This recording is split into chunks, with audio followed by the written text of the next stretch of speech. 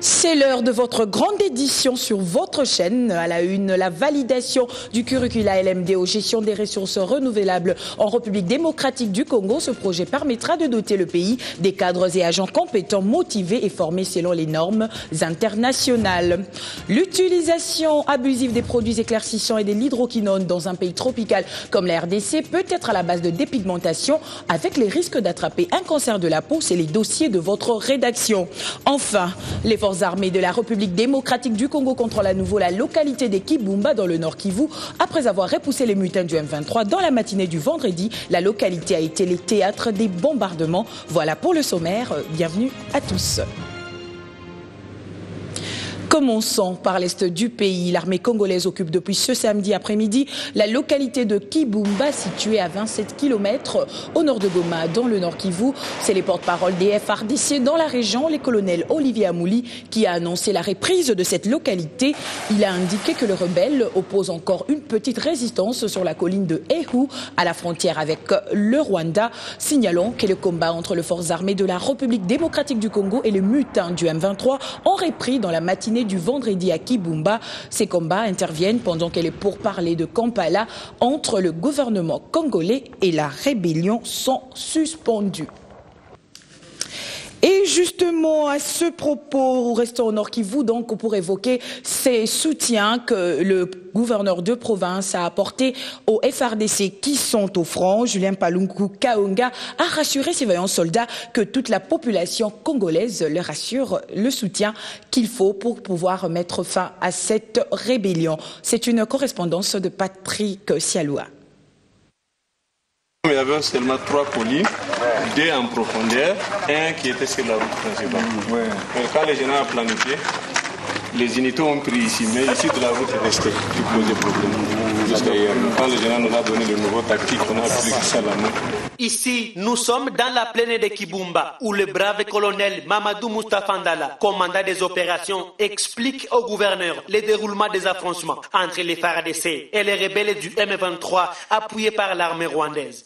Julien Paluku, qui voulait voir à l'œil nu comment les FARDC écrasent les sanguinaires du M23, s'est dit satisfait du travail abattu par les forces gouvernementales. Je suis heureux qu'aujourd'hui, ce que le chef de l'État a dit est en train d'être exécuté sur le terrain. Et Kiwanja, Ruchuru, Bunagana, on attend le gouverneur, on attend nos forces armées. Paluku affirme être venu ici réconforter les FARDC qui se comportent bien, qu'ils soient à Kibumba, localité désormais passée sous contrôle des FARDC, et à Kahunga, où les forces loyalistes combattent depuis ce matin les rebelles du M23 en progressant vers Kiwanja. Comme vous le savez, à chaque fois que ça éclate au Nord Kivu, je n'hésite pas à revenir immédiatement. C'est la raison pour laquelle je suis venu, d'abord pour transmettre mes sentiments d'encouragement à nos forces armées qui se sont bien comportées lorsqu'elles ont été attaquées. Et aujourd'hui, je suis heureux que maintenant nous sommes dans la plaine de Kibumba. Imaginez-vous lorsqu'une autorité arrive dans un lieu comme celui-ci. Et revenons à Kinshasa, capitale de la République démocratique du Congo. Coup de colère dans la commune de Selembao. Les habitants sont sortis dans la rue ce samedi pour dire non aux violences perpétrées. Quant à l'ampleur qu'a pris la délinquance juvénile, connue actuellement sous la dénomination Kuluna. Suivons ces reportages. Non au viol et à la délinquance rurale. C'est le message qu'a voulu lancer la population de Selembao qui dénonce avec force des crimes auxquels elle est victime quotidiennement. Ce samedi 26 octobre, désormais de femmes de ces coins se sont décidées à y mettre terme. Les gens sont fâchés à cause des coloneurs qui violent les femmes, pillent des maisons. C'est ainsi que nous nous sommes levés pour interpeller le gouvernement.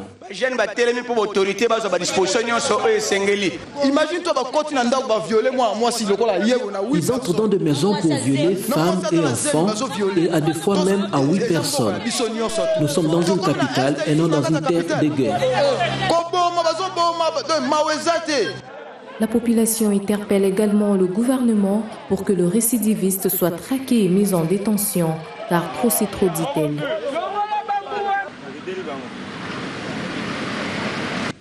Et rappelons d'ailleurs que le chef de l'État lui-même, Joseph Kabila Kabange, devant le Parlement réuni en congrès lorsqu'il prononçait son discours sur l'état de la nation, a martelé que ce phénomène Kuluna devait prendre fin car cela prend des proportions inquiétantes.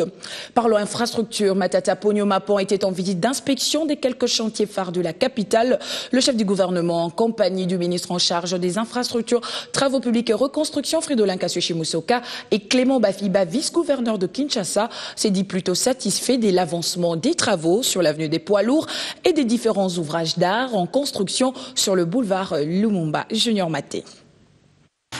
C'est à la place du 30 juin, ex-place de la gare, que le Premier ministre débute sa tournée d'inspection, accompagné du ministre en charge des infrastructures, Fridolin Kassochi Musoka, et de Clément Bafiba, vice-gouverneur de la ville-province de Kinshasa.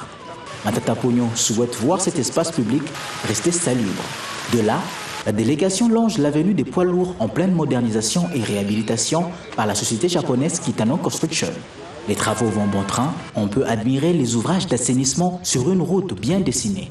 Sur une marche d'environ 300 mètres, le Premier ministre et sa suite découvrent le pont Bichakuchaku, nouvelle formule. Tout est en place, il ne reste plus que la pose des poutres pour relier les deux côtés du pont. Matata Ponyo s'est ensuite arrêté au pont Matete.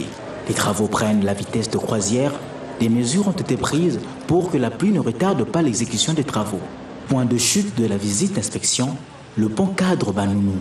D'ici le 30 novembre prochain, l'espace sera remblayé et les 8 bandes reliées en attendant la finalisation des travaux. Le Premier ministre a également reçu à l'hôtel du gouvernement une visite de courtoisie de la part de Pascal Toutou Saloumou. Il était question pour ce dernier de dire au revoir au Premier ministre avant de regagner sa province, donc celle du Maniema, après avoir pris une part active aux concertations nationales. On l'écoute. Je suis venu saluer son Excellence Monsieur le Premier ministre à la veille de mon retour au Maniema, après avoir pris aux travaux de concertation nationale qui nous ont pratiquement pris presque 2 mois ici à Kinshasa. Et comme vous le savez, avant lui, il a plu à son Excellence Monsieur le chef de l'État, le président de la République, de réunir tous les gouverneurs de province pour faire le point de l'évolution, de l'exécution des recommandations issues de la conférence des gouverneurs. Après que le gouverneur ait été reçu par le chef de l'État, j'ai souhaité et j'ai été entendu par le chef du gouvernement de pouvoir être reçu pour lui dire au revoir, le remercier d'abord pour le travail abattu sous la houlette du chef de l'État, mais aussi exprimer toute ma gratitude au nom de la population du Maniema, à son sein, Monsieur le Président de la République, pour la confiance témoignée dans l'un des fils du Maniema, à la personne de M. Matata Ponyo, pour avoir conduit les affaires du gouvernement pendant près de 2 ans, mais aussi pour avoir fait preuve, sous la houlette du chef de l'État, du savoir-faire dans l'exécution de sa lourde mission. Et donc, je suis venu lui dire que je rentrais au Maniema avec un sentiment de satisfaction pour le travail qu'il a abattu. Je l'ai dit en début de journal, la validation du curricula LMD aux gestions des ressources renouvelables, tel est le but de l'atelier qui s'est tenu du 24 au 25 octobre au centre Caritas, réunissant les experts de l'enseignement supérieur et universitaire du ministère de l'Environnement et de la coopération allemande. Ce projet a entre autres comme objectif de doter la République démocratique du Congo des cadres et agents compétents motivés et formés selon les normes internationales. Patricia Panzo. Les experts du ministère de l'Enseignement supérieur, universitaire et recherche scientifique de plusieurs provinces de la RDC, ainsi que ceux de la GIZ, ont à l'issue d'un atelier de 2 jours approuvé le curricula au format LMD de la filière de gestion des ressources naturelles renouvelables des instituts de la stratégie 2020. Ce curricula qui devra faire entrer la RDC dans le processus de Bologne à travers la mise en œuvre de la réforme licence, master et doctorat dans les institutions de l'enseignement supérieur et universitaire. Le travail des experts était de voir, d'examiner, analyser et amender ce document-là.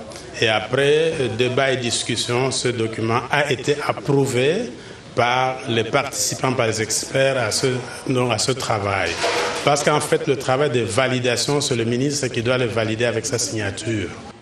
Le curricula sera validé par le ministre de l'ESURES qui appelle toutes les parties prenantes à se mobiliser afin qu'à l'année académique 2013-2014, les établissements sélectionnés puissent assurer les bases de ce système LMD avant son extension dans d'autres filières. On ne peut pas faire un basculement global, mais on va par étapes en prenant certaines filières d'études, en prenant certains établissements, comme c'est le cas aujourd'hui. Donc ce sont 7 établissements, 3 universités et 3 instituts supérieurs d'études agronomiques qui sont déjà dans le système. On a fait une première année d'expérimentation. On est dans cette deuxième année où on voudrait que les documents juridiques soient signés pour que ce basculement soit réel et effectif. Il faut dire que ces échanges vont doter les pays d'experts dans la gestion durable des ressources naturelles, la protection de l'environnement et la création de l'emploi. Santé à présent, l'utilisation abusive des produits éclaircissants et de l'hydroquinone dans un pays tropical comme la République démocratique du Congo peut causer des graves problèmes de dépigmentation au risque même d'attraper un cancer de la peau. Plusieurs Quinois sont touchés par cette dépendance. C'est les dossiers que vous propose votre rédaction. La mode et le désir de paraître très beau poussent les hommes et les femmes à utiliser des produits éclaircissants qui blanchissent la peau, mais créent à la longue de nombreux problèmes sur le corps et la santé humaine, parmi lesquels des brûlures, des vergetures et même de tampons sur le visage. Ces brûlures et ces tampons sont un problème pour la santé. La dépigmentation de la peau, le fait de se blanchir, est un phénomène visible dans plusieurs pays d'Afrique, notamment en République démocratique du Congo. Cette pratique détruit la mélanine qui protège la peau des rayons ultraviolets du soleil. Véritable problème de société et de santé publique, la dépigmentation mérite d'être bannie de la culture africaine afin de valoriser la peau noire. Les conséquences sur l'épiderme qui laisse apparaître des traumatismes sur la beauté poussent les victimes à se couvrir, se cacher et à avoir honte de s'afficher en public. Il est pourtant facile de ne pas tomber dans ce problème en évitant des produits éclaircissants. Pour tout dire, pour avoir une belle peau, il existe de lait de beauté non éclaircissant dépourvu de l'hydroquinone. À présent, découvrons ce que disent les confrères à travers les lignes ce week-end. Pour Slate Afrique, Kenya, William Ruto, obligé d'être présent à la Cour pénale internationale. Sauf circonstances exceptionnelles, le vice-président kenyan, William Ruto, devra être présent à La Haye à son prochain procès pour crime contre l'humanité devant la CPI, a indiqué cette dernière vendredi. La Chambre d'appel estime que la décision de la Chambre de première instance, qui avait autorisé en juillet le vice-président kenyan à être absent de la majorité des audiences, doit être infirmée, a déclaré les juges Song Yoon Song. Le Monde acculé, le gouvernement tunisien lance un dialogue national périlleux. 2 interventions successives à 1 heure de grande écoute sur la chaîne des télévisions nationales n'ont pas suffi.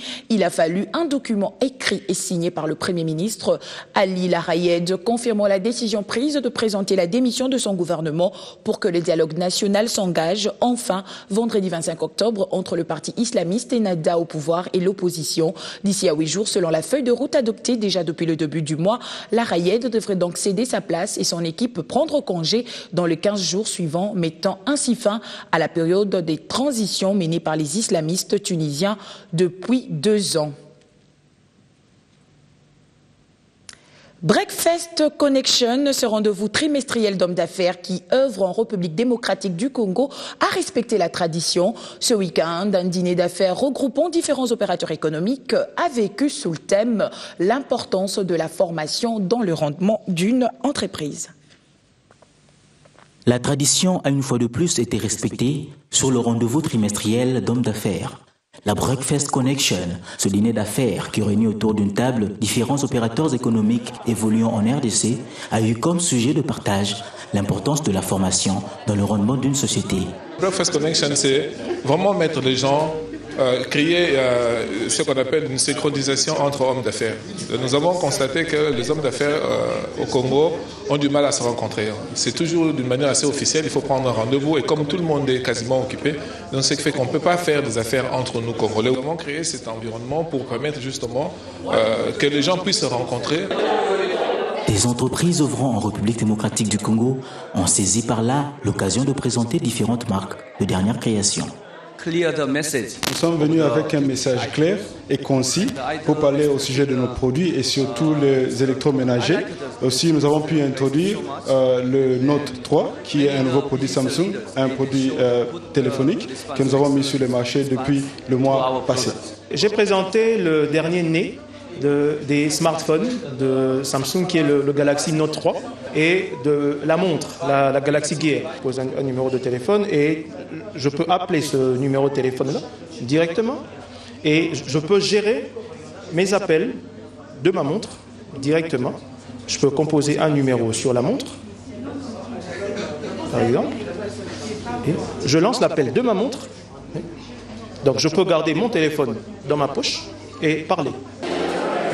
Convoqué le dernier samedi de chaque trimestre, la Brockfest Connection se place comme un lieu de rencontre et d'échange entre opérateurs économiques évoluant dans divers domaines de la société.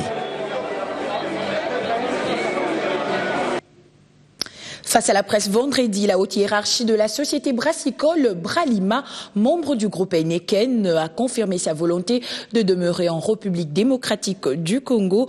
À l'occasion de ses 90 ans, Bralima a dressé un bilan des activités entreprises en RDC, bilan jugé plutôt satisfaisant à en croire le président du groupe Afrique et Moyen-Orient Heineken. La Bralima veut s'installer durablement en République démocratique du Congo. Un vœu exprimé à l'occasion de ses 90 ans. À cette occasion, la haute hiérarchie de la Bralima, dont le président du groupe Heineken, a livré à la presse le désir d'investir encore davantage en RDC.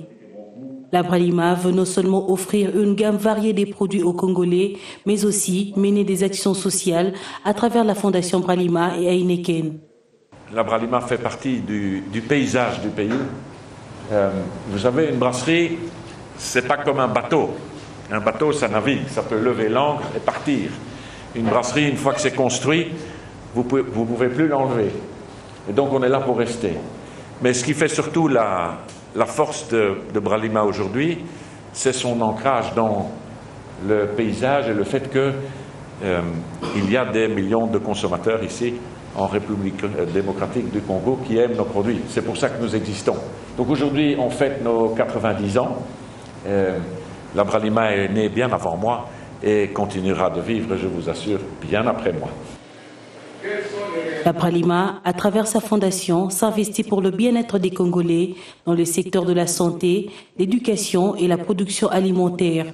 Et dans le cadre de ces multiples actions menées dans le secteur de la santé, le président du groupe Heineken a pour ce faire remis un chèque de 25 000 $ au père Henri de la Kétule pour améliorer le service des prises en charge des drépanocytaires au centre Mabanga. C'est au nom du réseau que je le reçois, mais au bénéfice de Mabanga, c'est-à-dire du CEMAS, le centre de médecine mixte et d'anémie SS. Maintenant, nous allons traiter ça avec le personnel de l'hôpital pour savoir, parmi toutes les nécessités, quelles sont celles qui sont urgente, indispensable et incontournable.